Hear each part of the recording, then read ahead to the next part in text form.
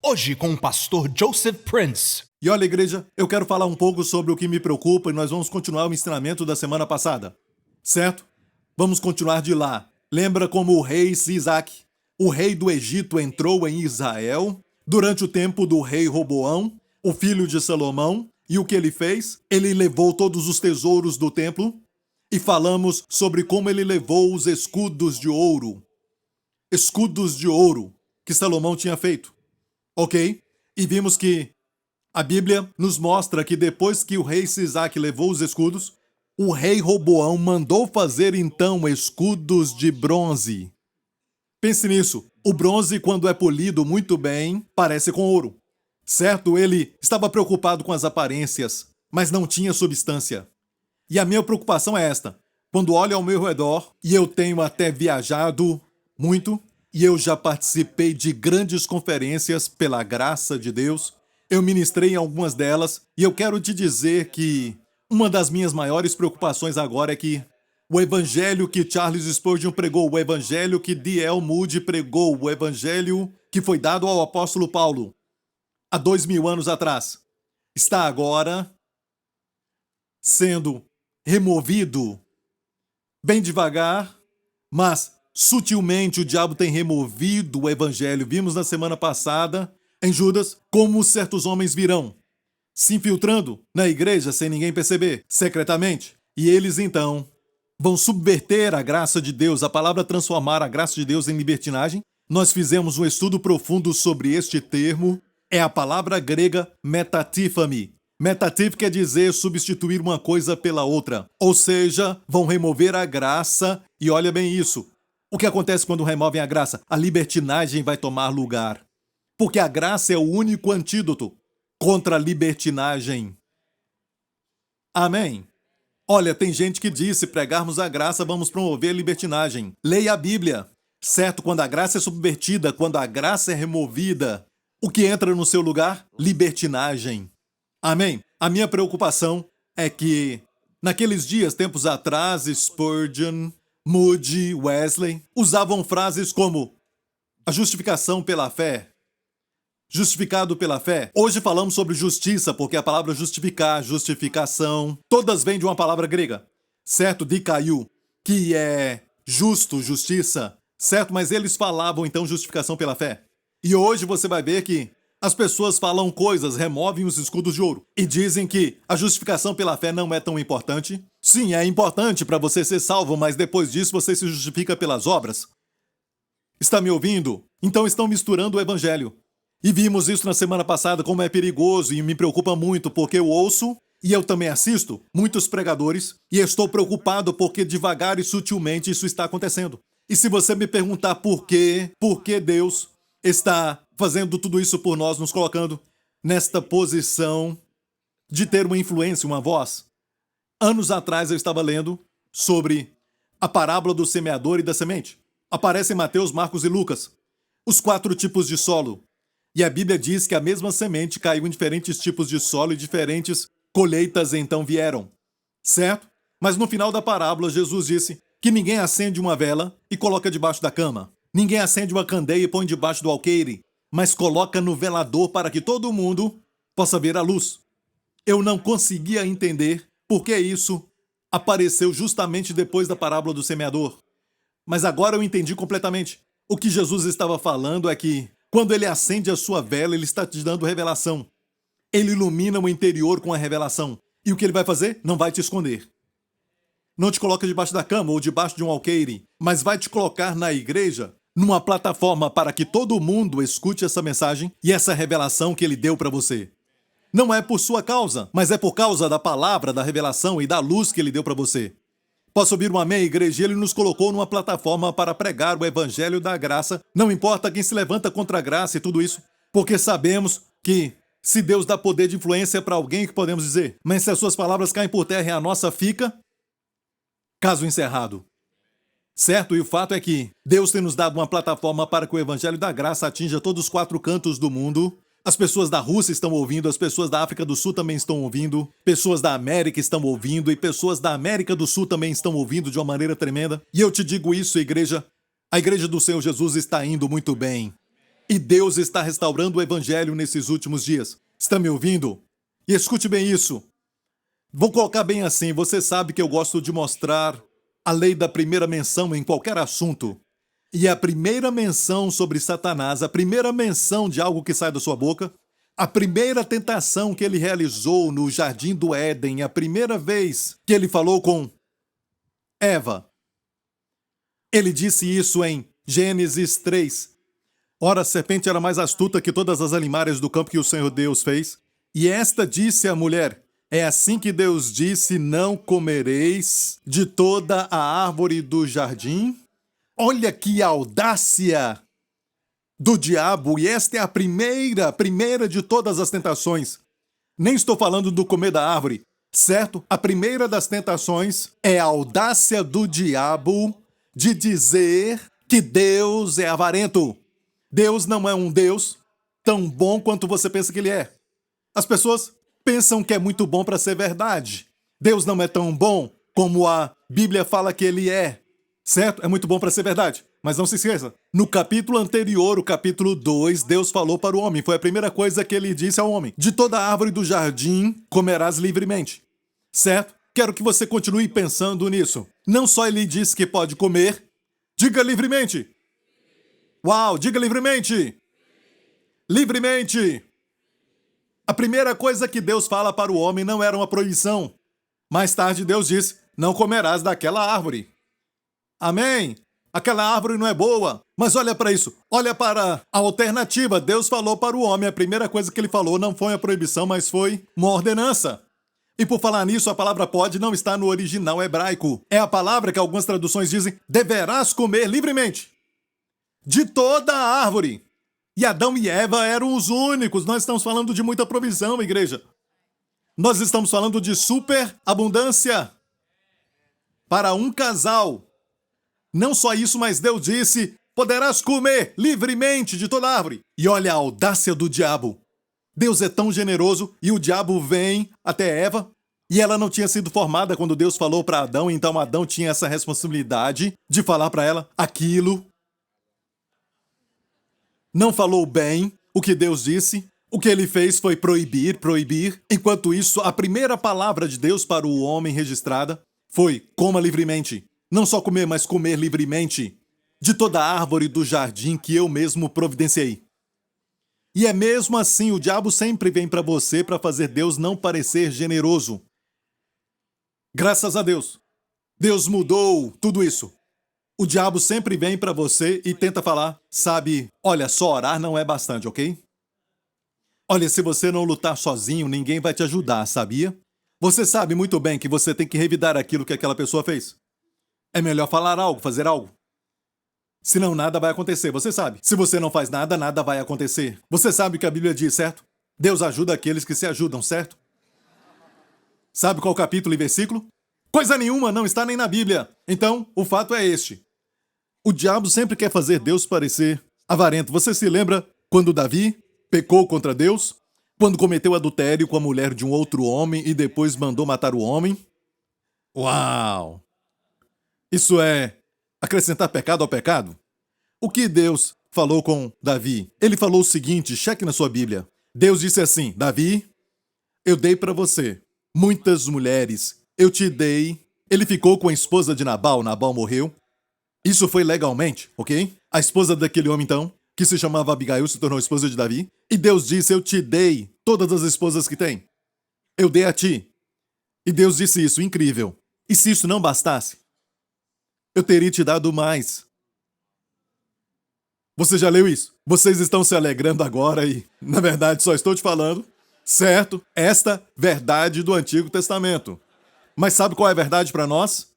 Se você não está feliz no seu casamento, e seja qual for a área que você não está feliz, ok? Por que você não pede para Deus por mais no seu casamento?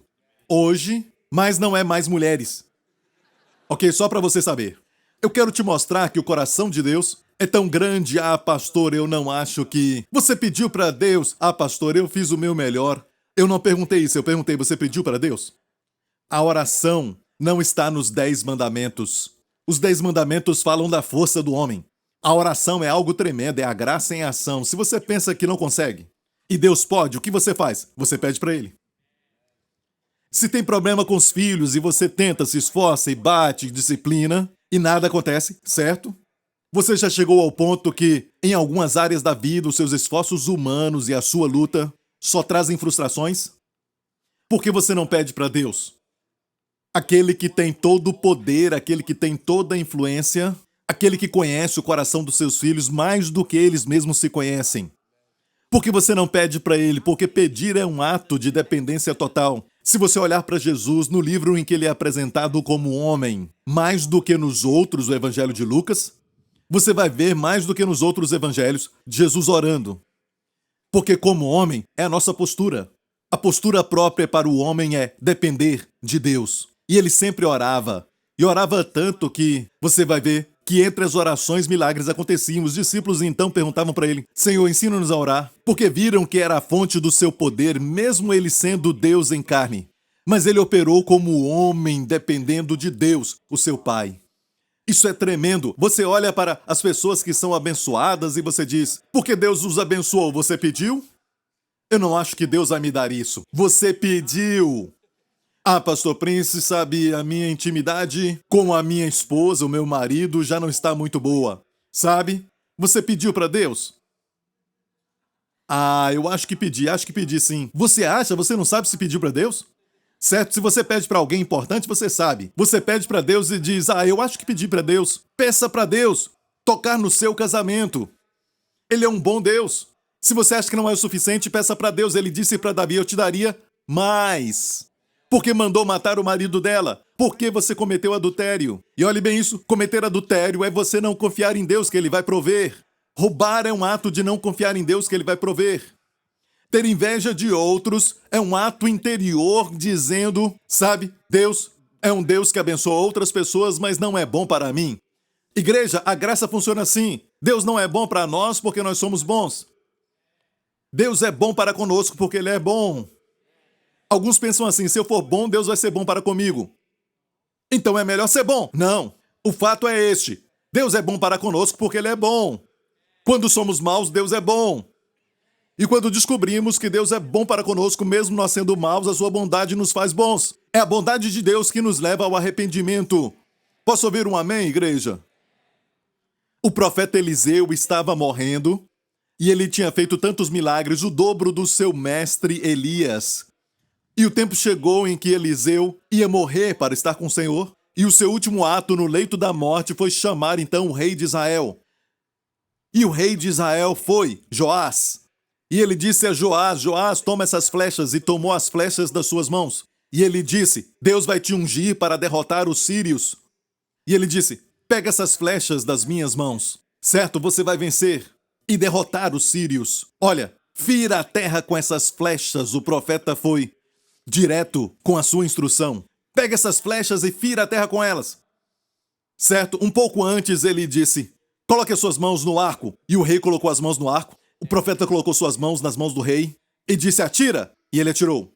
Esta é a flecha da libertação do Senhor. Uau, que estilo legal, sabe? Depois então ele disse: pega as flechas. E o rei pegou as flechas, então disse: fira a terra com as flechas. E o rei de Israel pegou e feriu a terra 3 vezes. E parou. E o profeta ficou irado e disse: por que você feriu 3 vezes? Deveria ter ferido 5 ou 6 vezes. Agora você vai ter só 3 vitórias sobre a Síria. Então, olhando isso, limitamos a Deus.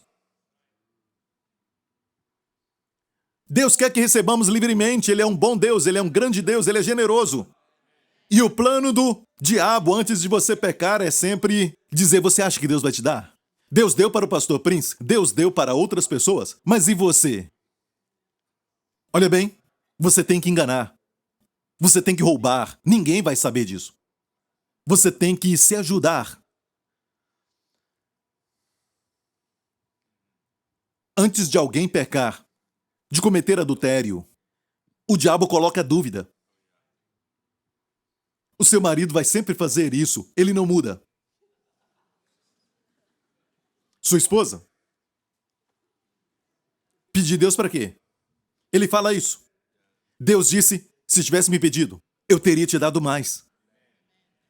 Pastor Prince, como ele vai me dar mais no meu casamento? Peça primeiro, não me peça para explicar, ok? Amém, mas ele faz. Ele transforma a água em vinho. Foi seu primeiro milagre. E ele pode fazer de novo.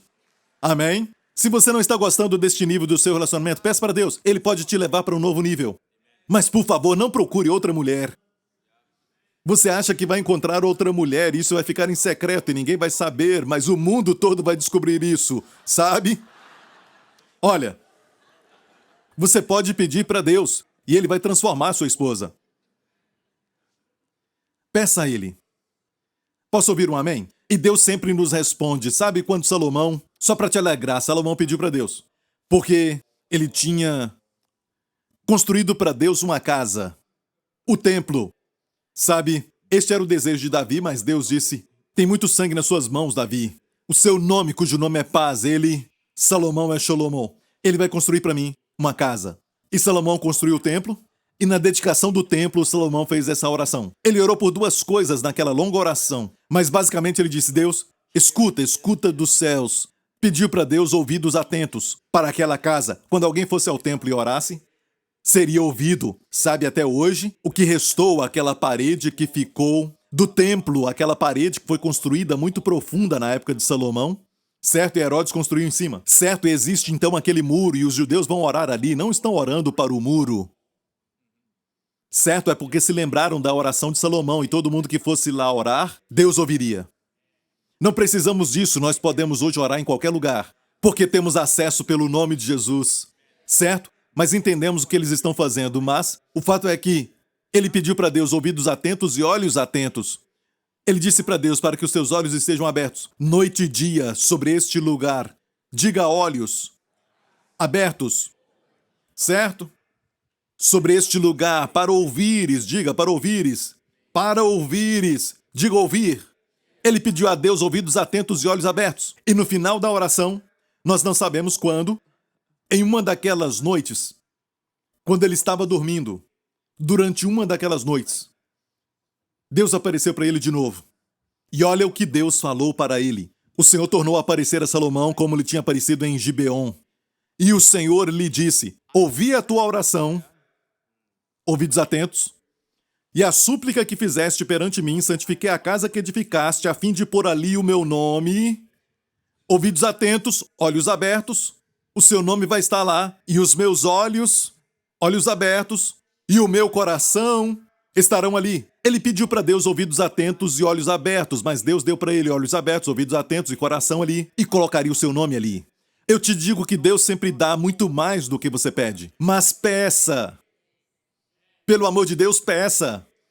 Durante o dia inteiro, se você entender essa verdade sobre a graça, você vai sempre pedir.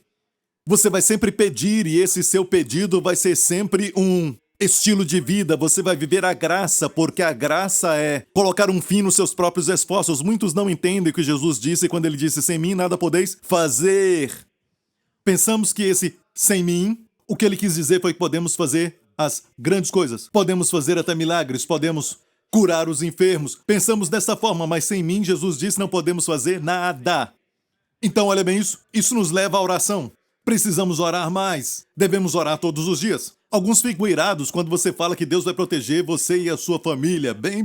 Porque se você olhar bem, você vai ver na Bíblia pessoas sofrendo. Eu não quero saber deles. Eu quero saber a respeito de mim e da minha família. E muitas dessas pessoas viveram sem Jesus ser o sumo sacerdote da vida deles. Viveram antes de Jesus. O que eu posso dizer é que eu vou orar por mim e pela minha família. Por que você fica com ciúme, irado, se eu peço para Deus por mim e pela minha família? Por que você não faz o mesmo e ora por você e por sua família? Por que brigar por pessoas que estão buscando de Deus coisas boas? Não tem gente orando o suficiente e quando alguém ora, os religiosos ficam irados. Está me ouvindo? Salomão pediu ouvidos atentos, olhos abertos. Deus deu para ele coração, seu nome, ouvidos atentos e olhos abertos. Ele sempre nos dá mais do que pedimos. Ele é um bom Deus.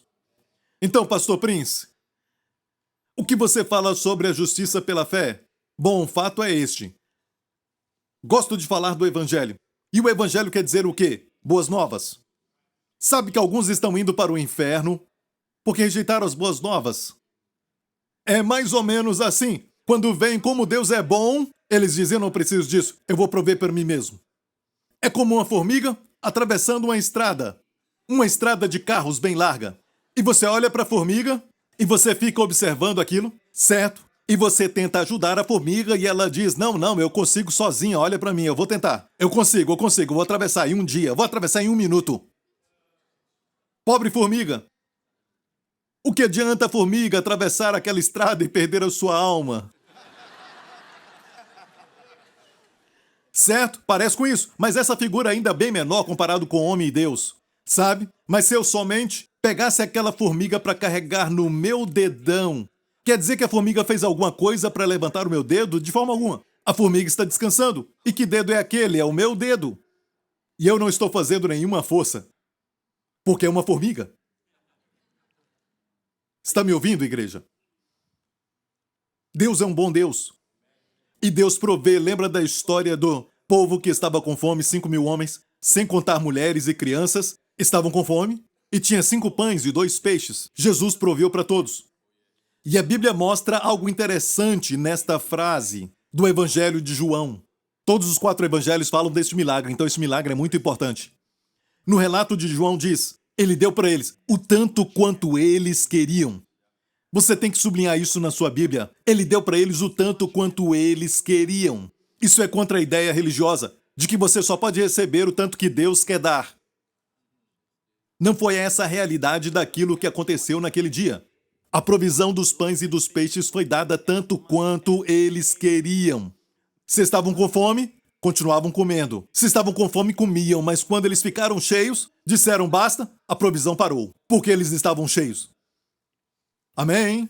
Se fosse um de nós lá, a provisão ia continuar até hoje, certo? Mas o fato é que a provisão parou, mas depois que a provisão parou, o que sobejou? 12 cestos cheios, ou podemos dizer 12 cestos que estavam cheios de pão e peixe. Deus não é avarento. O diabo sempre quer mostrar Deus avarento, fazer Deus parecer duro. Está ouvindo, igreja? Então, Paulo falou de dupla maldição, nós vimos isso. Está em Gálatas capítulo 1, e ele disse: maravilho-me de que tão depressa passasseis. Essa é a minha preocupação com os cristãos, deveria dizer com o evangelho no mundo inteiro.